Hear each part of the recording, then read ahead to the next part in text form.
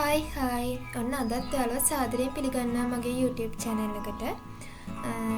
අද හවස් වරුවක්.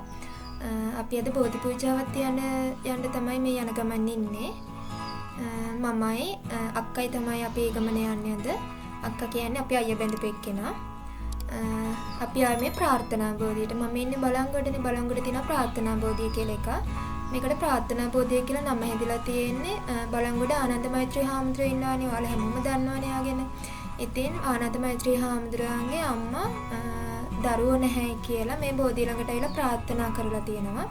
ඊට පස්සේ තමයි ආනන්ද මෛත්‍රී හාමුදුරුවෝ ඒ අම්මට හම්බෙලා තියෙන්නේ. ඒ නිසා මේක ප්‍රාර්ථනා බෝධිය කියලා තමයි දැන් හැමෝම කියන්නේ. මෙතෙන්ට ආපුවම පුදුම සැහැල්ලුවක් දැනෙන්නේ හිතට. ඒ තරමට නිස්කලංකයි. ඒ වගේම එතන ඉන්නවා කියන්නේ හිතට පුදුමාකාර සැනසීමක්. ඔයාලා බලන ඇති මගේ වීඩියෝ එකේ දකුණු අත පැත්තේ උඩ මම පූසෙකුයි හાર્ට් එකකුයි ස්ටිකර් දෙකක් දාලා තියෙනවා.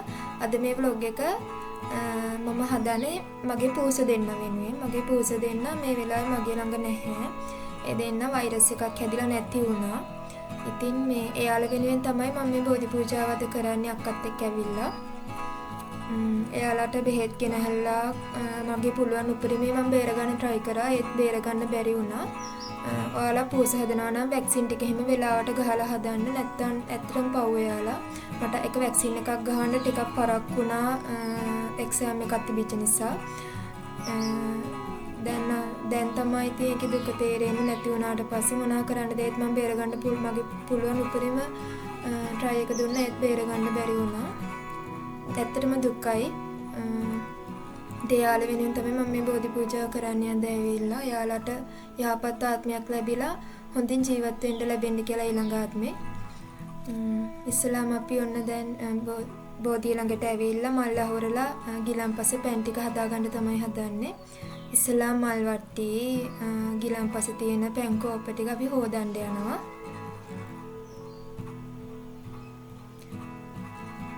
අපි ඒ ටික ඉස්සෙල්ලාම හොදගෙන ඉමු.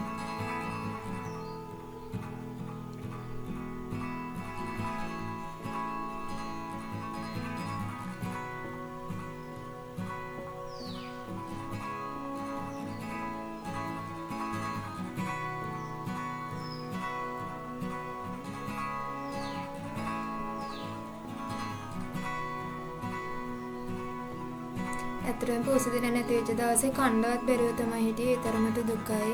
අනේ මන්ද කියලා වැඩක් නැහැ. මේ දවස් ටික නම් බොහොම අමාරුවෙන් ගෙවා ගත්තේ.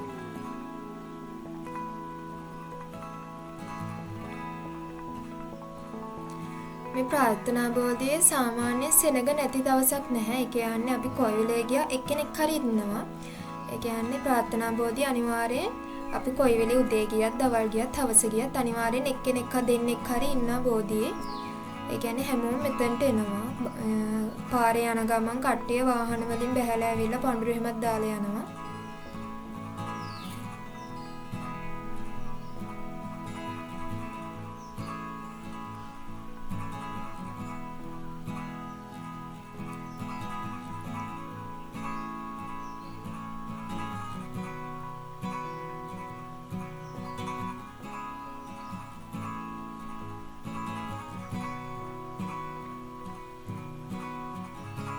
පූසෙක් බල්ලෙක් ඉන්න ඕනි අපේ තනිකම නැති කරන්න. එයාලත් එක්ක ඉන්නකොට දවස ගියනවා තේරෙන්නේ නැහැ.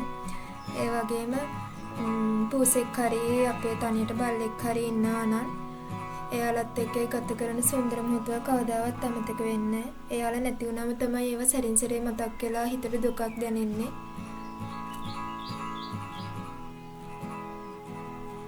එයාලගේ ෆොටෝ වීඩියෝස් බලලා ඉතින් සැරින් සැරේට ඉතින් එයාලා මතක් වෙනවා බලනකොට.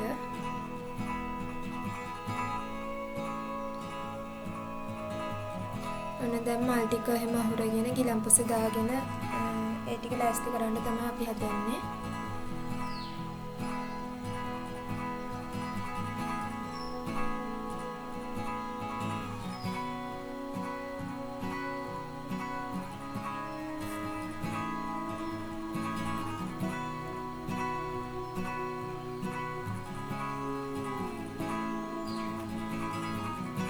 තියෙන බැහැත් පිට තාත්තා බෙහෙත් ಜಾති හදලා දුන්නකට ඖෂධ පූජා කරන්න. කුඹියකුත් ඇවිල්ලා ළමයි ඒ ඇස්සේ.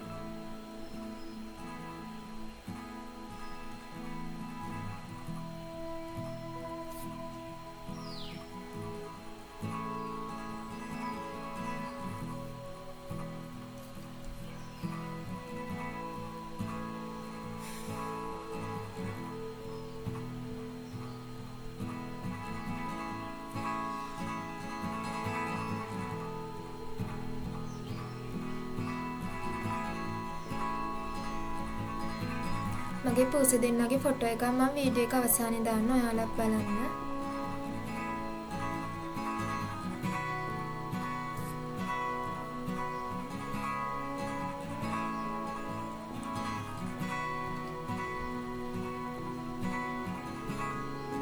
අක්කා ගින්නම්පස ටිකයි පැන් ටිකයි ලෑස්ති කරා. අපි ඊට පස්සේ දැන් මල් අහුරනවා. මල් නම් මේ දවස්වල ටිකක් හොයාගන්න අමාරුයි. පායන කාලේ නිසා ගස්වල මල් නැහැ. නිසා එක වට්ටියක් තමයි අපට හදාගන්න පුළුවන් උනේ.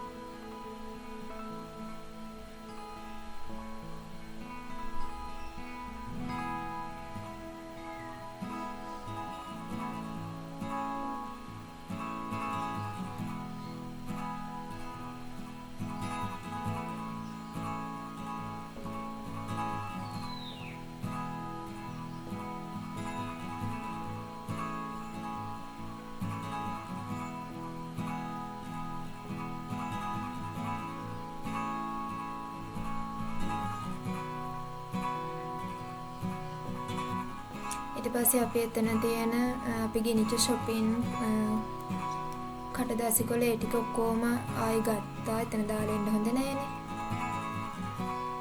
ඔන්න දැන් අපි ඖෂධ ටිකයි මලුයි ගිලන්පස දැහැත් පැන් ඒ ඔක්කොම අපි පූජා කරන්න යන්න හදන්නේ.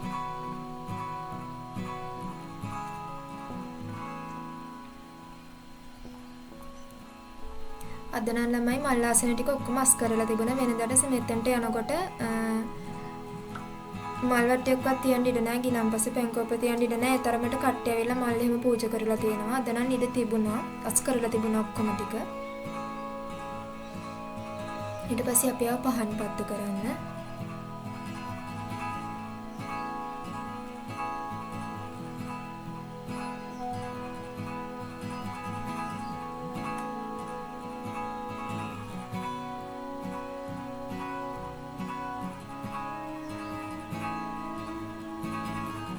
පහන් ටිකේ තියෙන අර පරණ පහන් තිරකට ඒවා අයින් කරලා පහන් පත්තු කරගන්න ඕනේ. ඉතින් අපි ටික ඉස්සෙල්ලාම අයින් කරගෙන හිටියා.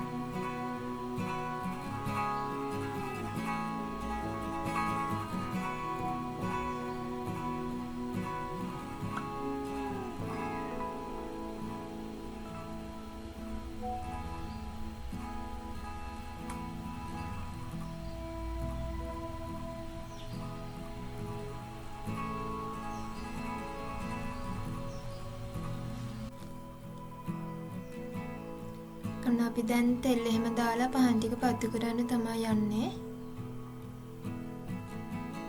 අපි පහන් 9ක් පත්තු කරා.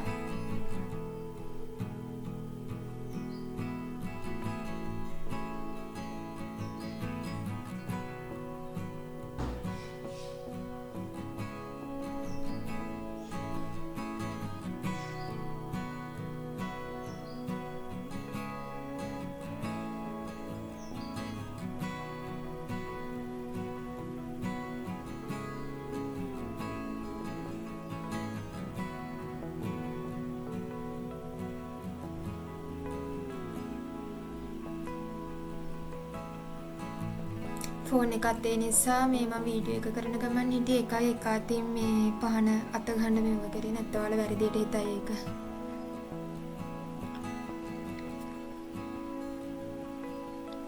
ඊට පස්සේ හඳුන්කුරු පත්තු කරලා හඳුන්කුරු ගැහුවා.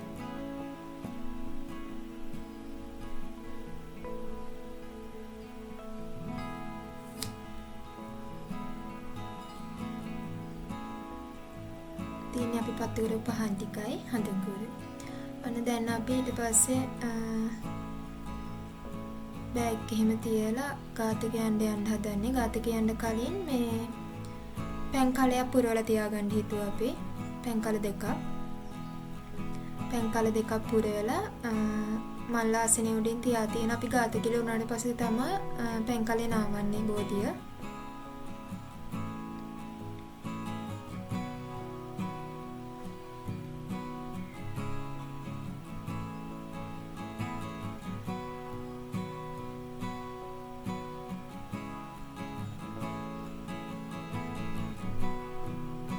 අපි දැන් ගාතක යන්න හදන්නේ.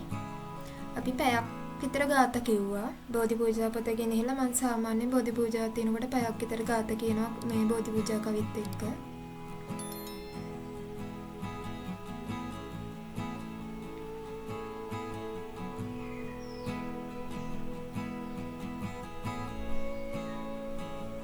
බුදුන් වන්දලා ඉවර වෙලා අපි දැන් පැන් කලේ නාවන්න හදන්නේ බෝධිය. බෝධිය නාවලා ඉවර වෙලා අපි පූජා කරපු ගිලන්පස ටික අස් කරා. ගිලන්පස පූජා කරලා ඒ ටික අස් කරලා එන්න ඕනේ. නැත්තම් ඒවයි කූඹි පිරුණාම එහෙම අර එතන අපිරිසිදු වෙනවානේ. ඒ නිසා ගිලන්පස පූජා කරපුවාම සාමාන්‍යයෙන් අපි අස් කරලා තමයි යන්නේ.